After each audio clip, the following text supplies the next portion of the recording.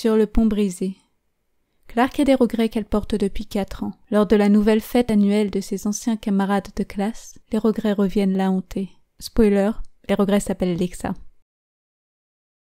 Le pont est levé au-dessus de l'autoroute. Des grilles dressées de part et d'autre pour empêcher les âmes désespérées de tomber dans l'oubli. Couverts d'un revêtement gris clair, ses pointes médianes dirigées vers le ciel. Clark referme son carnet de croquis. Elle a vivement esquissé le monument, sa main tremblante, la mine de son crayon écrasée par la force de ses traits.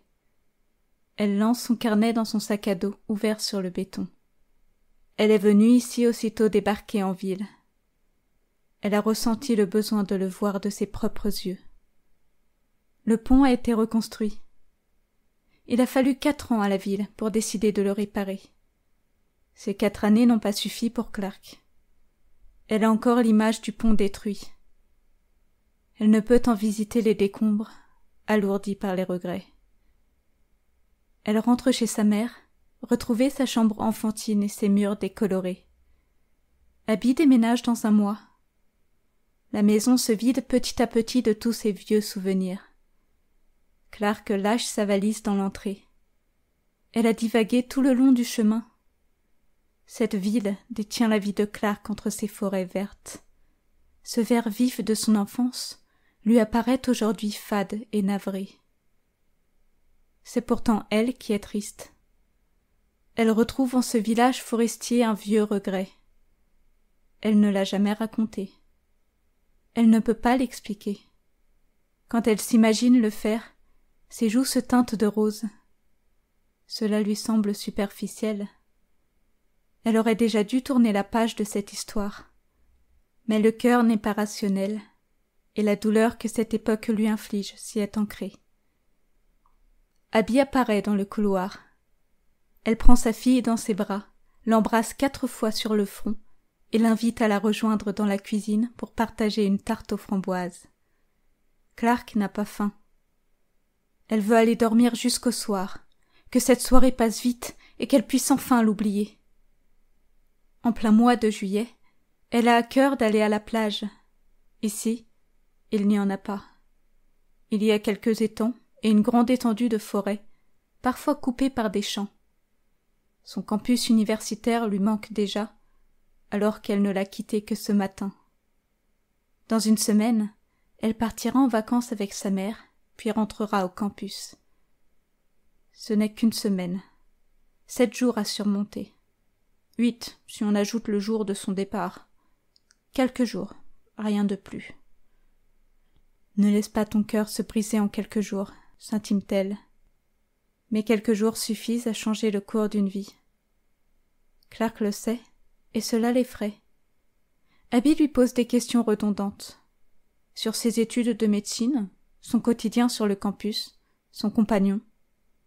Clark a menti sur ce dernier point.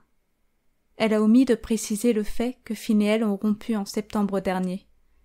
Bientôt 1 an. Ensemble depuis le lycée, Abby les voyait déjà mariés. Clark ne l'a jamais ressenti ainsi. Elle était avec Finn parce que c'était devenu normal. Il était là, elle était seule. Mais elle ne l'aimait pas comme elle voulait aimer. Elle se lève de table. Penser à Finn, c'est penser à elle. L'échec de sa relation a un nom que Clark ne peut prononcer. Ça lui fait mal. Elle attrape son sac à dos laissé dans l'entrée et monte se réfugier dans sa chambre. Elle tire de ses affaires un cachet blanc et se laisse divaguer. Ce n'est pas une histoire tragique, c'est une histoire simple, qu'on peut même qualifier de banale. Un récit qui touche le commun des mortels. Cette douleur-là, vous l'avez sans doute connue. Clark Griffin ne parvient pas à y faire face. Au fil des années, la douleur s'est transformée en boulet, fermement attaché autour du cœur de Clark. Il existe une clé pour déverrouiller les chaînes. La clé est à l'origine de la fonte du boulet, et seule elle peut libérer la jeune femme prisonnière. La nuit tombée a forcé Clark à se lever. Son ami d'enfance, Raven, appelle Clark depuis l'entrée entre 2 bribes de conversation avec Abby. Agacé, Clark s'habille et se coiffe à la hâte.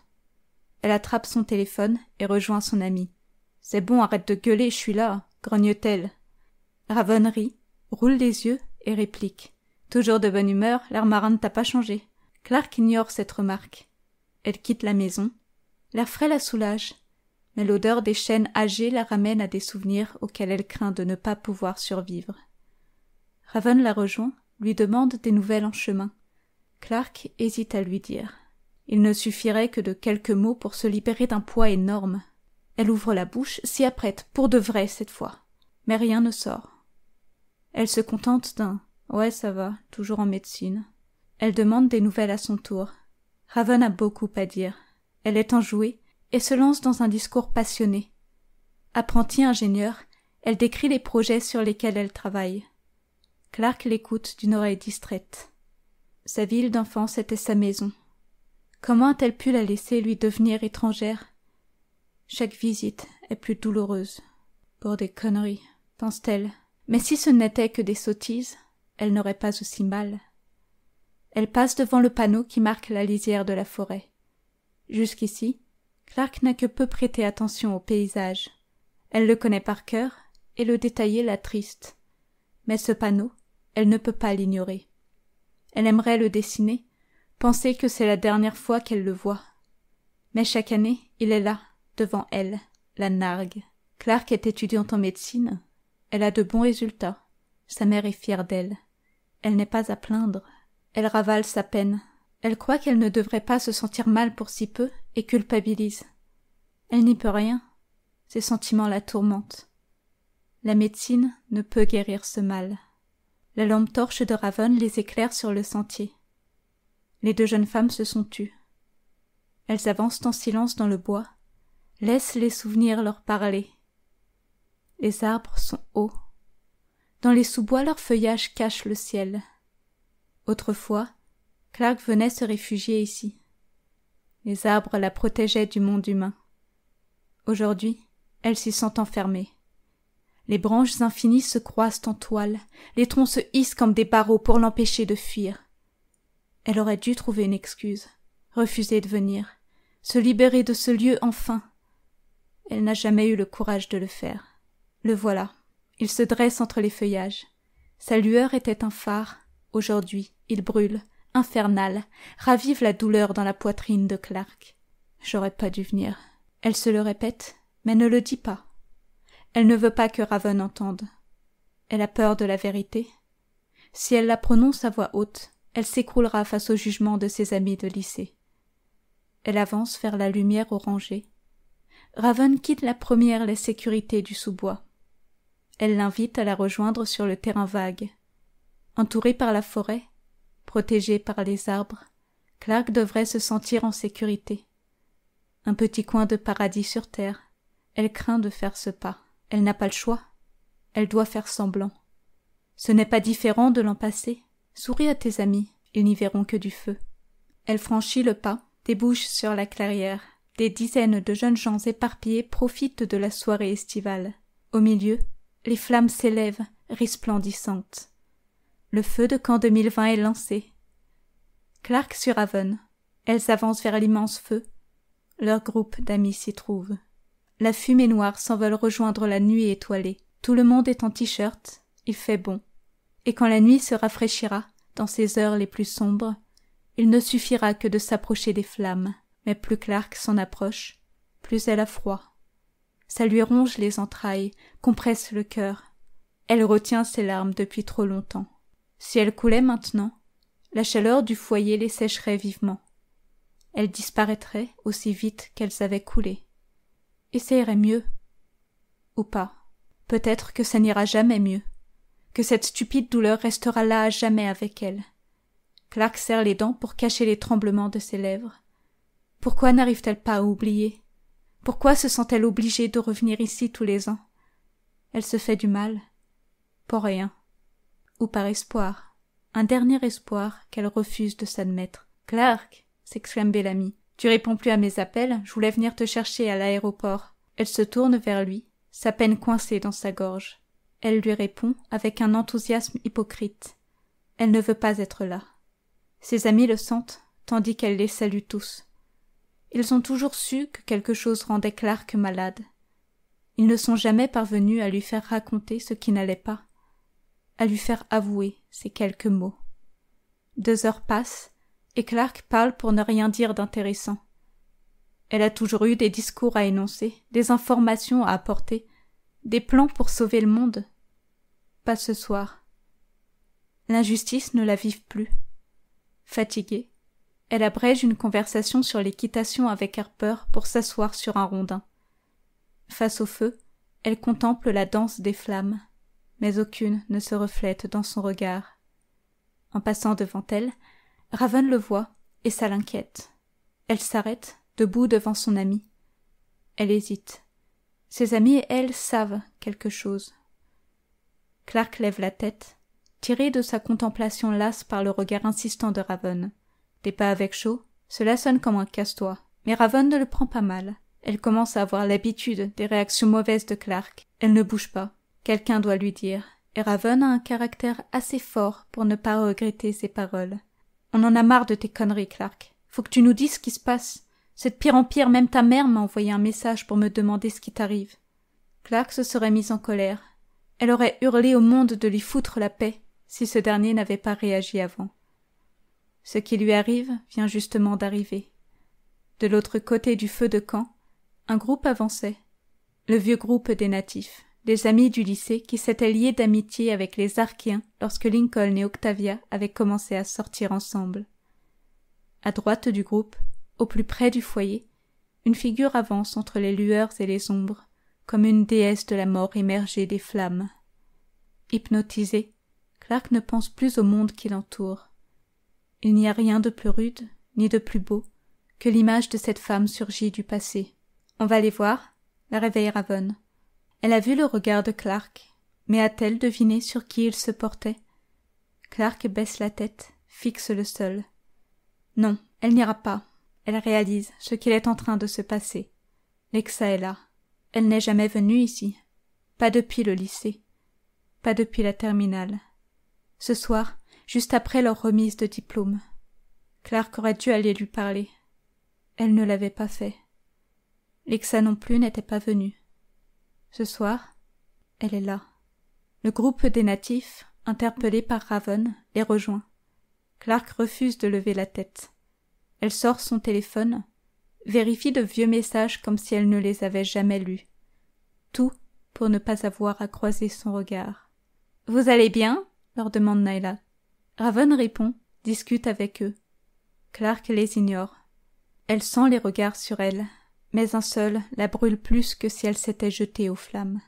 Finn lui a bouffé sa langue, se moque Lincoln.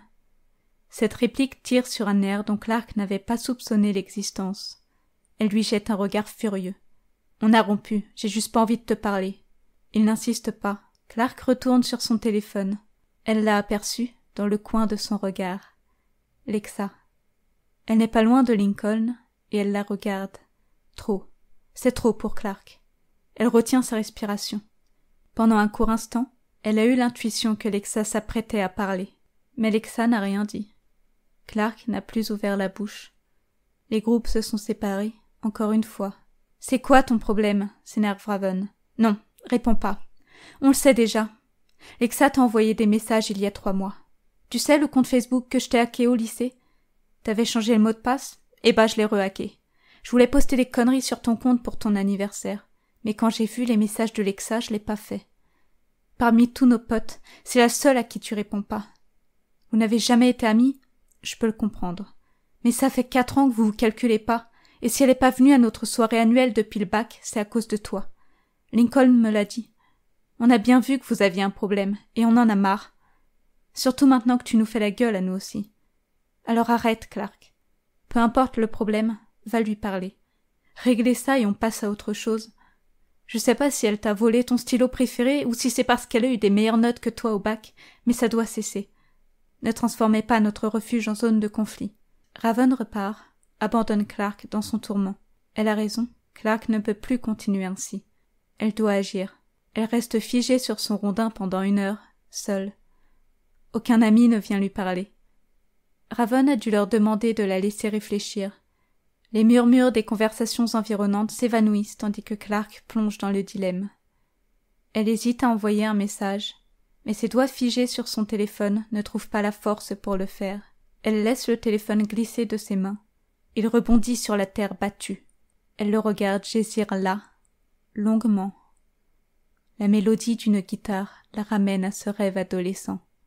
Une larme coule, elle ne résiste plus. Clark se lève, part. Elle veut courir, fuir, mais ses jambes tremblantes ne le lui permettent pas.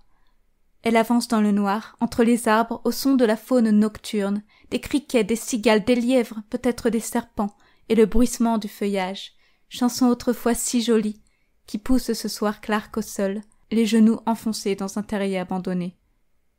Elle n'a jamais eu le courage de fuir. Elle a laissé le temps appuyer sur sa blessure.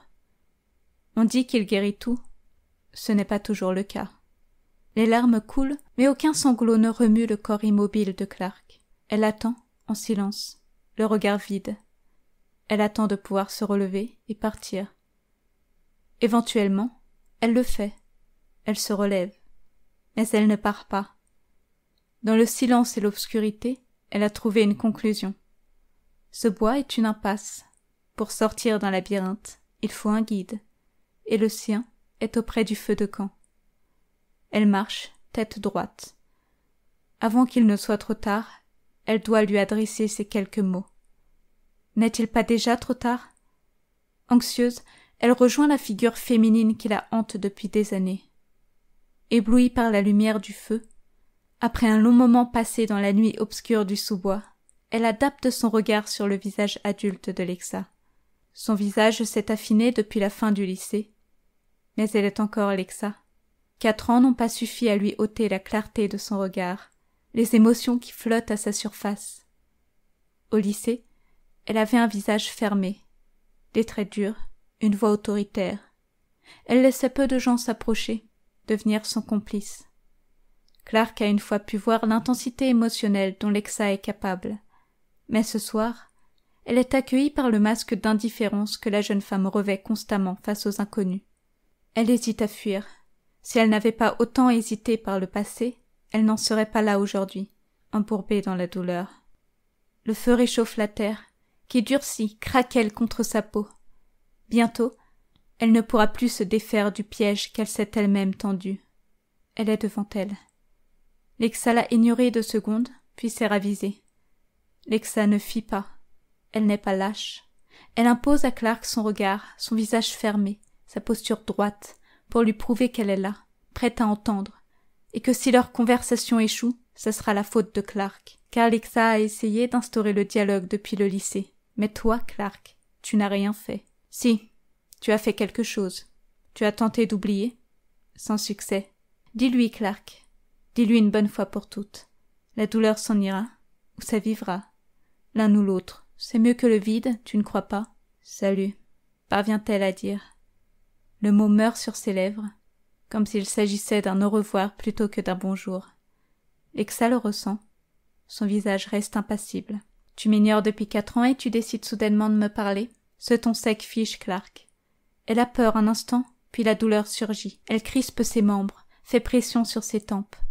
Clark s'imagine lâcher, tout hurler pour avouer enfin, et ce n'est pas ainsi qu'elle s'était imaginé le faire, et elle sait que ça ne résoudra rien. Alors elle expire, lentement. Elle laisse s'écouler quelques secondes, qui lui semblent plus longues que toutes les larmes qu'elle a versées pour Lexa. Cela, Lexa ne le sait pas. Si elle savait, elle n'aurait pas réagi ainsi. Elle comprendrait. Où les choses empireraient, s'empileraient sur la montagne de regrets déjà constituée sur le chemin morne que Clark parcourt depuis des années. La réaction de Lexa. C'est ça qui terrifie Clark. « On peut parler ?» demande-t-elle hâtivement. Elle crache sa question. Elle ne peut pas attendre plus longtemps. Elle n'est pas certaine de parvenir à rester. Parle maintenant, ou tais-toi à jamais. Lexa la fixe longuement. Ses yeux brillent, enflammés par le reflet du foyer, mais son regard est froid, et Clark n'y voit plus l'abri qu'elle s'y était imaginé. Le temps aurait-il emporté leur faible lien? Des racines arrachées avant que l'arbre ne puisse fleurir. Une hypothèse vient trouer le cœur de Clark. L'idée que, peut-être, Lexa n'est pas venue ces derniers étés, car pour elles deux le printemps n'est jamais passé. Et après chaque été perdu, l'automne passe, tout meurt, l'hiver vient glacer le sol mort, pour retourner brûler aussitôt en été, sans avoir eu la chance de renaître. Triste pensée, soutenue par la réponse de Lexa. Non, on ne peut pas. Je t'ai laissé assez de possibilités de discuter. L'hésitation n'est pas force d'esprit, Clark. Ça s'arrête là. Clark, les lèvres entr'ouvertes, incapable de prononcer un mot, dépité. Lexa, le visage indéfiniment fermé, mais le regard voilé d'amertume. Lexa fait demi-tour, s'éloigne. Clark reste là, figé. Tu as essayé, Clark. Trop tard, ça n'a pas suffi. N'y a-t-il vraiment rien que tu puisses faire?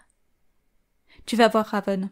Tu vas la voir et tu vas tout lui dire. Du moins, tu vas lui montrer. Convaincu, Clark cherche Raven. Elle est introuvable. On lui raconte qu'elle est partie avec un mec. Harper se moque, affirme l'avoir vue s'engueuler puis se rabibocher avec Shaw. Clark s'énerve. Tout le monde est ivre. On lui tend un gobelet. Un mélange étonnant, odeur répugnante. Elle boit. Elle boit longtemps. Pour trouver du courage, noyer son chagrin.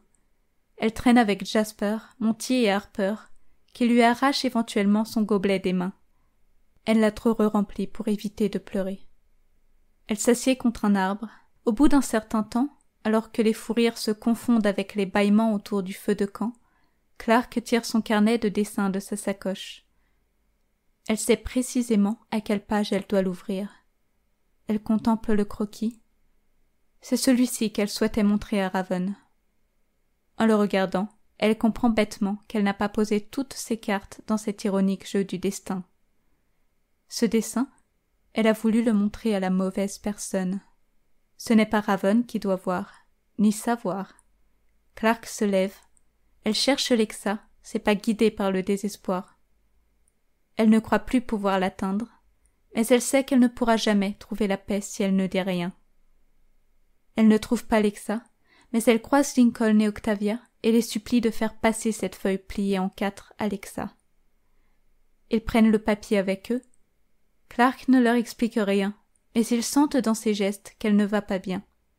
Relativement sobre, Lincoln propose de la déposer chez elle. Clark accepte. Elle est épuisée, mais elle craint de dormir et rêver d'elle. Revoir son refus, ressentir son échec. Dans son lit, elle attend que le temps l'assomme. Elle n'a pas fermé les volets de sa chambre, l'aube la réveillera, avec un ultime rayon d'espoir. Les voitures filantes sifflent sous ses pieds. Assise sur le pont refait à neuf, Clark patiente. Elle restera ici jusqu'au coucher du soleil s'il le faut.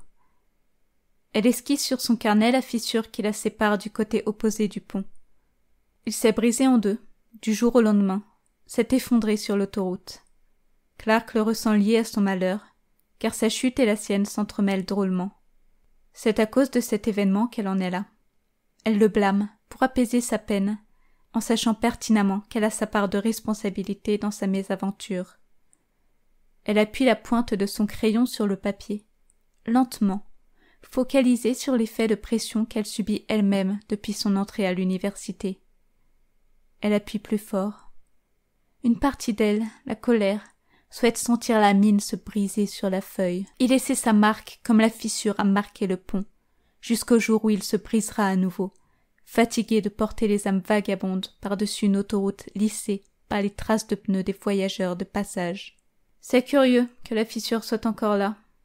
La voix de Lexa s'évanouit dans le vent, mais ses mots sont parvenus jusqu'à Clark, comme l'écho d'un rêve qu'elle a trop répété. De l'autre côté de la fissure, Lexa se tient droite, les bras croisés dans son dos. Clark se lève à la hâte. Il faut qu'elle s'approche, voie de plus près, avant que Lexa ne disparaisse. Celle-ci décroise les bras lorsque Clark s'arrête face à elle. Le dessin apparaît dans sa main. Elle a reçu le message, une image qui l'a guidée jusqu'à Clark en une étrange rencontre aurorale. Ils n'ont refait qu'un seul côté du pont. Je crois qu'il va finir par être rasé. Trop de jeunes viennent jeter des déchets sur les voitures qui passent. Les grilles ne suffisent pas à les retenir. La réponse de Clark ne soutient qu'un hochement de tête à son interlocutrice. Lexa n'est pas là pour parler du pont.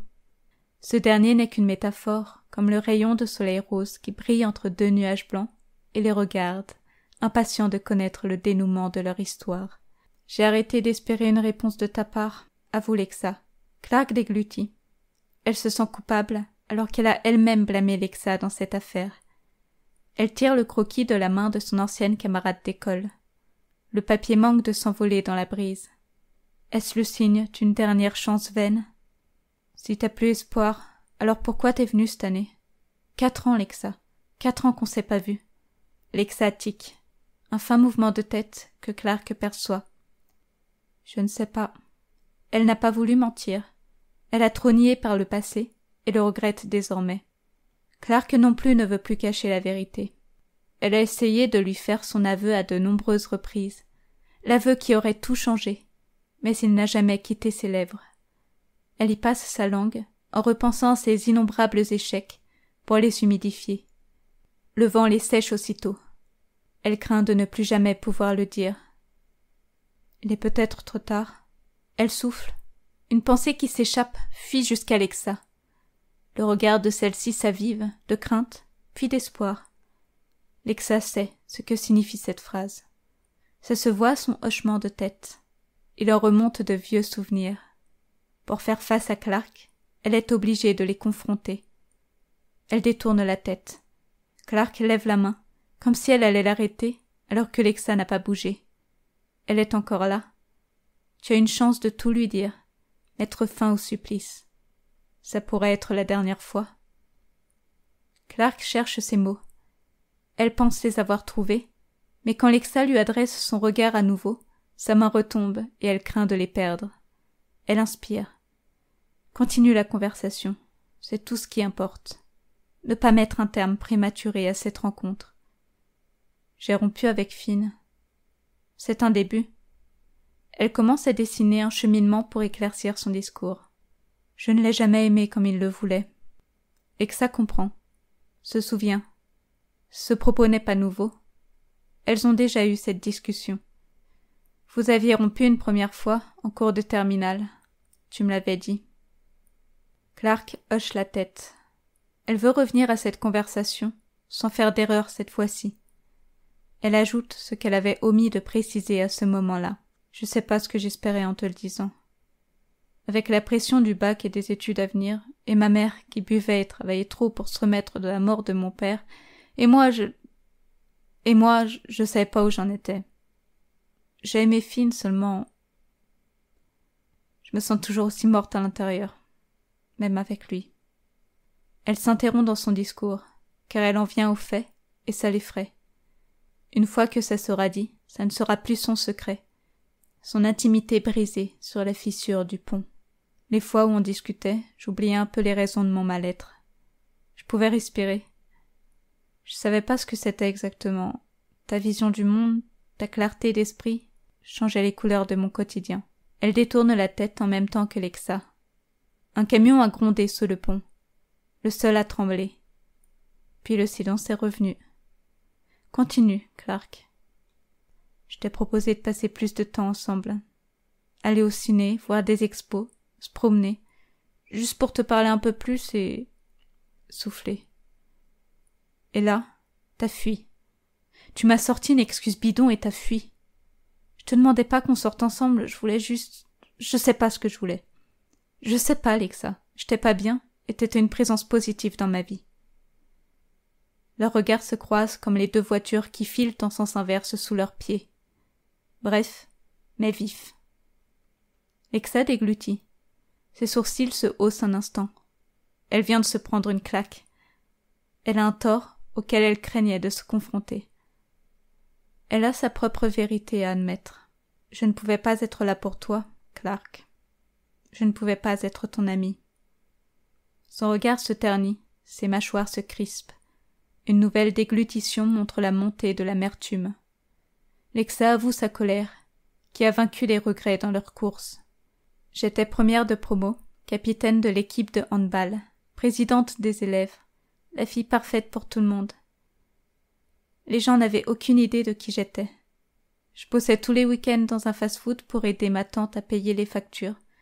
Je me tuais à la tâche en me disant que ce n'était que provisoire et que ça irait mieux plus tard. Puis il y a eu ce moment, un matin, la semaine du bac blanc. Je me préparais à la hâte. J'avais révisé quasiment toute la nuit après mon service au restaurant.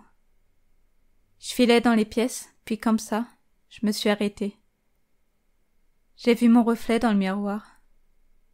Et j'avais une mine si fatiguée que pendant un instant, j'ai cru que ce n'était pas moi. Je n'ai pas réussi à t'en parler. À personne. Je me disais que si je le formulais, à haute voix, ce serait trop réel.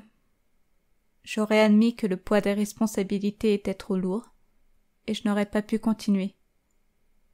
Mais je n'avais pas le choix. Tout le monde comptait sur moi, même toi. Tu espérais que je te guérisse, sans savoir que j'étais moi-même malade.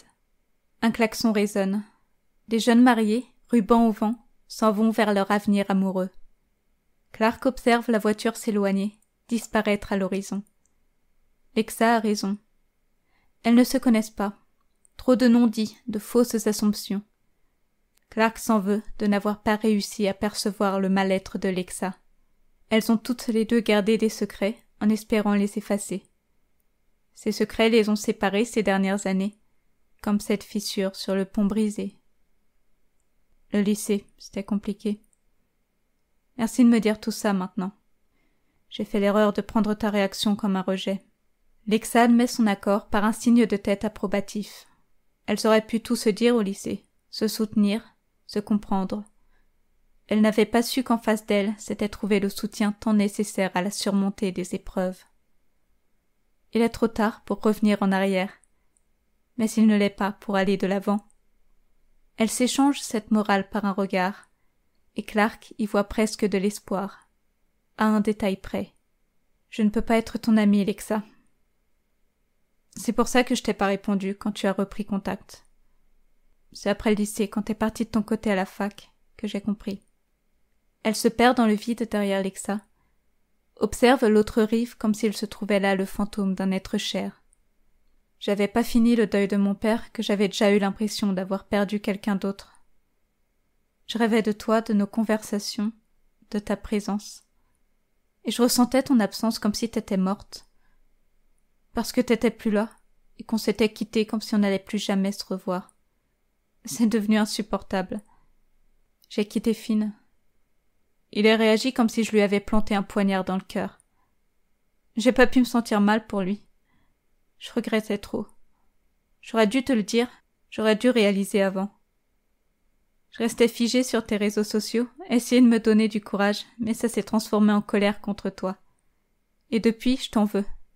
Toute seule dans mon coin, je t'en veux. J'ai pas pu en parler parce que je voulais oublier. Quand t'es amoureuse de quelqu'un et que tu peux le dire à personne, tu te scarifies le cœur. Je pensais pas que l'amour pouvait être une maladie. Ces mots blessent Lexa. La peine brille dans ses yeux, mais elle émet tout de même un énième hochement de tête, car la conversation est honnête et que la douleur de la vérité vaut mieux que les mensonges. Clark vient de lui admettre ses sentiments, et Lexa ne sait pas comment lui répondre. Elle est incertaine. Son silence est difficile à supporter. Clark se retient de partir en courant. À quoi bon fuir, maintenant que Lexa sait? Il lui faut une réponse. Elle en a besoin pour pouvoir tourner la page. Elle voit un bus passer, rempli de voyageurs. Il s'élance vers une destination lointaine. En le voyant s'éloigner, Clark a envie de le rejoindre, monter à bord, s'en aller, ne plus jamais revenir. Cela fait longtemps que Clark rêve de quitter cet endroit. La ville où elle a grandi lui fait mal. L'air de Lexa un peu plus. Le soleil levant se reflète dans les yeux vert gris. Clark recule d'un pas, car les larmes qui les bordent vont tomber comme un crépuscule. Une triste aube. Un espoir déçu. Alors, on est toutes les deux malades, admet Lexa. Clark croit voir les larmes chuter, mais c'est un rire qui s'échappe des lèvres de Lexa. Elle pouffe d'abord, puis le rire se déploie et devient fou face à l'absurdité de la situation. Clark est bouche bée.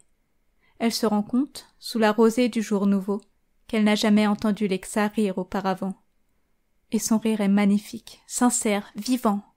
Alors Clark rit aussi, contaminé par cette drôle de maladie.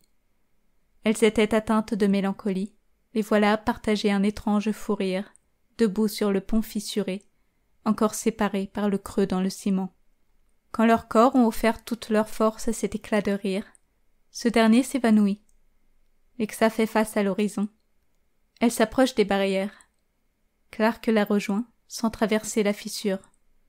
Proche, la frontière dessinée entre leurs pieds, elle s'appuie contre le garde-fou et observe le paysage au travers des grillages.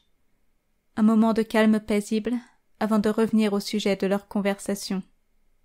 Les voitures passent, le vrombissement des moteurs crève le silence. Lexa bouge, se redresse, se penche, à plusieurs reprises, prête à parler, se ravise, recommence son cycle. Clark la laisse hésiter, réfléchir. Elle attend calmement que Lexa s'exprime. Et quand elle le fait, Clark se redresse en même temps. Elles se font face, leurs pieds déplacés plus proches de la fissure que jamais auparavant. Le visage de Lexa a retrouvé son sérieux. Clark n'y trouve plus de rire, mais n'y voit pas de tristesse non plus. J'avais été soulagée, tu sais, quand tu as rompu la première fois avec Finn. Même si je n'étais pas en mesure de répondre à tes attentes, une part de moi le souhaitait. Le soulagement. Il traverse Clark, la possède, la soulève du sol et la fait voltiger dans les airs. Ce qu'elle ressentait pour Lexa n'avait été qu'un poids lourd abandonné sur une aire d'autoroute décrépite. Elle se sent soudainement légère, grâce à cet aveu. Tu veux dire que peut-être un jour on aura une chance? Il apparaît, de la même couleur que le ciel, éclairci par la lumière du jour levé. Le sourire de Lexa. Elle croise les bras dans son dos, hoche la tête. Sa posture est si certaine, convaincante, que Clark en est persuadé. Mais leurs vies ne sont pas accordées. Je suis en médecine, j'ai encore des années d'études devant moi.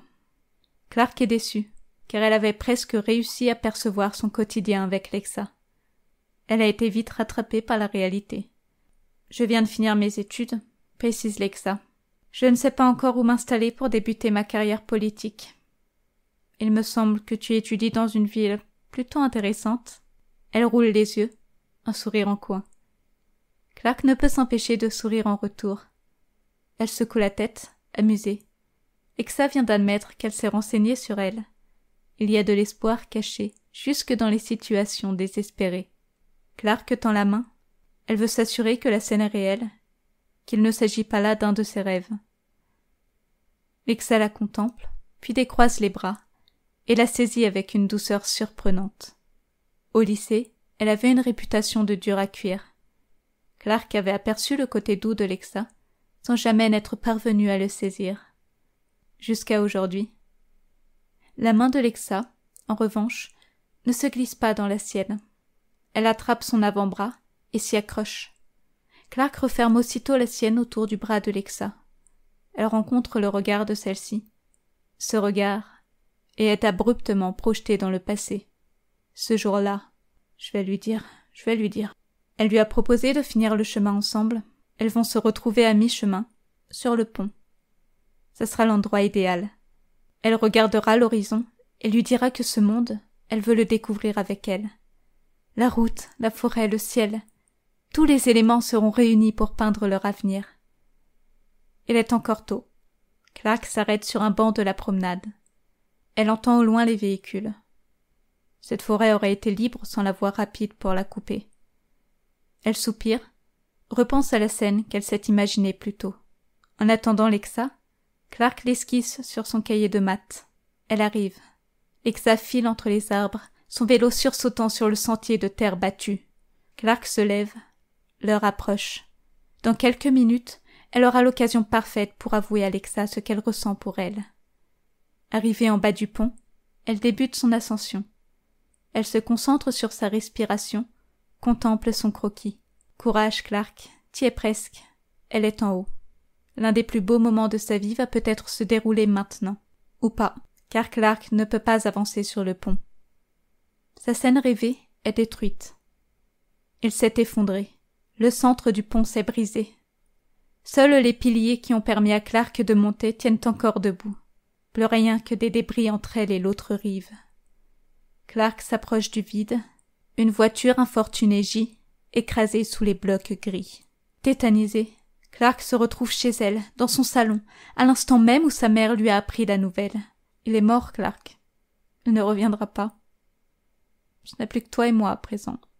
Ses mains tremblent, ses jambes manquent de se dérober, mais elles tiennent, figées par l'horreur. On appelle à l'aide en bas. Une voiture partiellement accidentée, sur la voie opposée, fait signe à Clark. Elle doit appeler les secours. Mais elle ne parvient pas à bouger.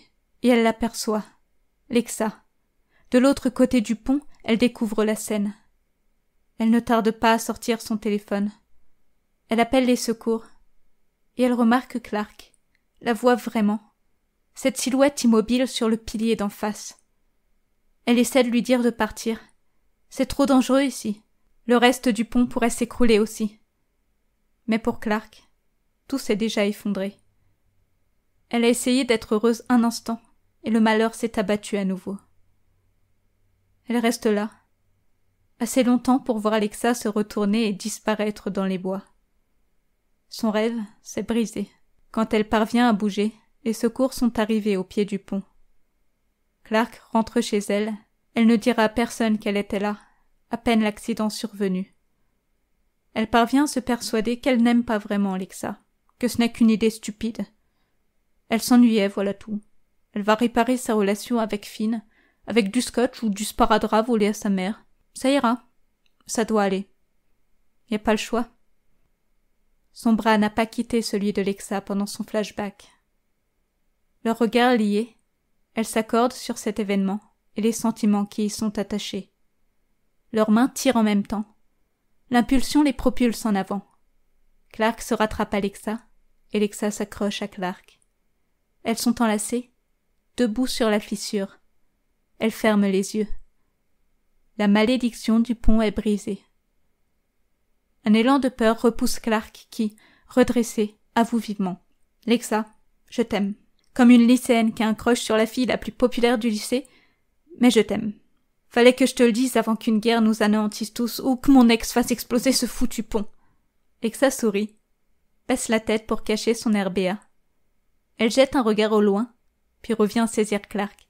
« Je reste avec toi, Clark. » La certitude dans sa voix rassure la jeune femme face à elle.